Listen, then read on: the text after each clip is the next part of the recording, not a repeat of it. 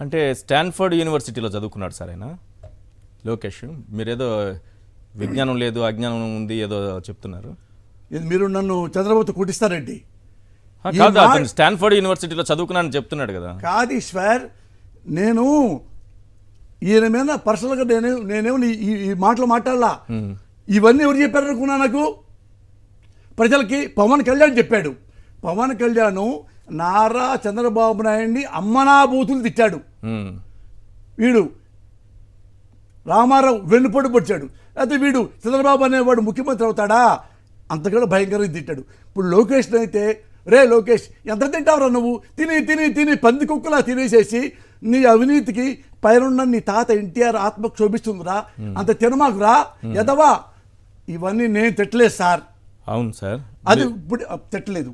ఇప్పుడే మనం ఏం చేయాలంటే, ఇప్పుడు నేనేం అడుగుతున్నానంటే, ఇప్పుడు చెప్పు చంద్రబాబు నాయుడు, ఎమ్మెల్యే టికెట్ ఎవరికి ఇవ్వాలి? ఉత్తమ లక్షణాలున్నా మాదిగ సోదరుడికి ఇవ్వాలా? దరిద్రపు లక్షణాలున్నా నీ కొడుక్కి ఇవ్వాలా?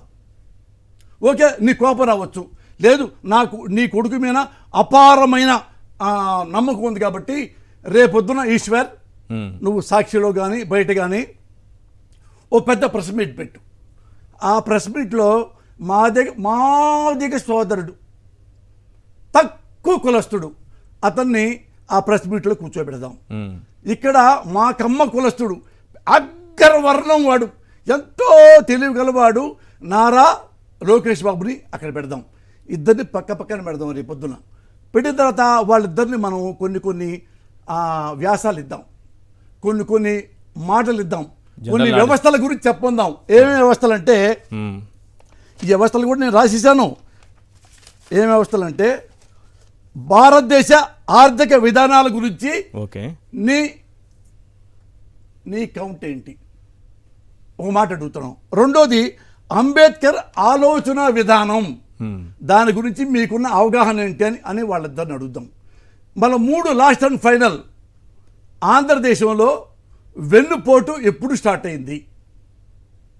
వెన్నుపోటును ఆంధ్రప్రదేశ్కి ప్రవేశపెట్టిన వాళ్ళు ఎవరు? వెన్నుపోటు ప్రవేశపెట్టి ఒక లెజెండ్ ఎన్టీ రామారావు లాంటి వాడిని చంపింది ఎవరు?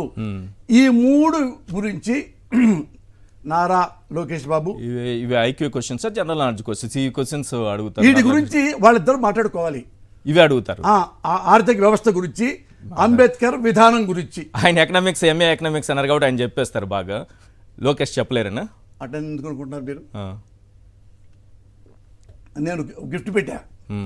ఈ దీంట్లో నారా లోకేష్ కనుక నెంబర్ 1గా వస్తే తెలివితేటలుగా, నేను డైరెక్ట్గా వెళ్ళి నారా లోకేష్ కాళ్ళు కడిగి, కాళ్ళు తుడిచి, కాళ్ళు ముద్దు పెట్టి నేను సారీ చెప్తా. అలాగే ఇతని కంటే వీరాంజనేయులు మాదే కులస్తుడు పాపం. వీరాంజనేయుడు తెలివిగలవాడుగా, ఎంఏ ఎకనామిక్స్ తెలివిగలవాడుగా అతని నెంబర్ 1 అయితే, నారా చంద్రబాబు నాయుడు నీ కొడుకుని అంటే మన కమ్మవాడిని మాదిగ సోదరుడి కాళ్ళు పట్టుకోవాలి, మాదిగ సోదరు కాళ్ళు కడగాలి, సారీ చెప్పాలి. Are you ready? Veeranjaneyulu ready. సిగ్గుపడు నారా చంద్రబాబు నాయుడు. సంస్కారంలో ఈ మాదిగ సోదరుడు కాలి గోటి కూడా పనికిరాడు నీ కొడుకు, అంత డఫాగాడు. అలాంటిది నువ్వు పట్టుకొని అది ఎంత సిగ్గులేదు ఈశ్వర్, ఎంత సిగ్గులేదు. నువ్వేం చెప్తావు? అప్పర్ క్యాస్ట్ అనుకో, తప్పలేదు. నేను అప్పర్ క్యాస్ట్, నేను కమ్మవాణ్ణి చాలా గొప్పవాడిని, నేను బ్రహ్మ కులస్తుడిని చాలా గొప్పవాడిని, నేను కాపుల్లో చాలా గొప్పవాడిని, నేను రెడ్డిలో చాలా గొప్పవాడిని అను, తప్పలే.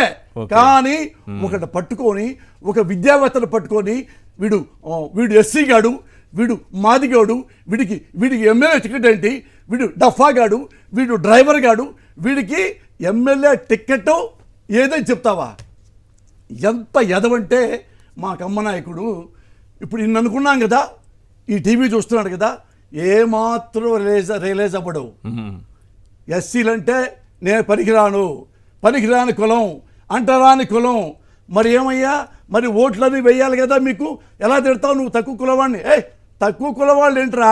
వెంట్రుక నాకు ఎలక్షన్ టైంలో ఆ ఎస్సీల ముఖాన, ఆ బీసీల ముఖాన, ఆ మైనార్టీల ముఖాన 1000 2000 ముఖాన్ని కొడితే నాకు ఓట్లేస్తారు. అట్ట కదా నేను సీఎం అయ్యాను. ఆ బలుపు ఉంది. అందుకని నేను చెప్తున్నాను, ఎస్సీ సోదరులారా, మా వాడు, మా కమ్మ కులస్తుడు, మా కులంలో దరిద్రుడు పుట్టాడు. ఎంతోమంది గొప్ప గొప్ప వాళ్ళు ఉన్నారు మా కమ్మ కులస్తుల్లో. ఏది జైకేసి కాలి కుప్పుస్వామి లాంటి వాళ్ళు, పెద్ద పెద్ద వాళ్ళు ఉన్నారు. ఇలాంటి ఎదవ పుట్టినందుకు వీడు మా కులాన్ని చాలా అన్పాపలు చేస్తున్నాడు. దయచేసి మా వాళ్ళు, మా కులపాళ్ళు పాప ఏం అనలేరు, ఎందుకంటే మన సేమ్ క్యాస్ట్ కాబట్టి. మీరు గుర్తుపెట్టుకోండి, ఎస్సీలు కానీ, ఎస్టీలు కానీ, బీసీలు కానీ, మైనార్టీలు కానీ, వీడిని ఇదే ఫస్ట్ ఇదే లాస్ట్గా రాజకీయ సమాధి చేస్తే మన ఆంధ్రప్రదేశ్ బాగుపడుతుంది. ఇదే నేను చెప్పదలుచుకున్నా.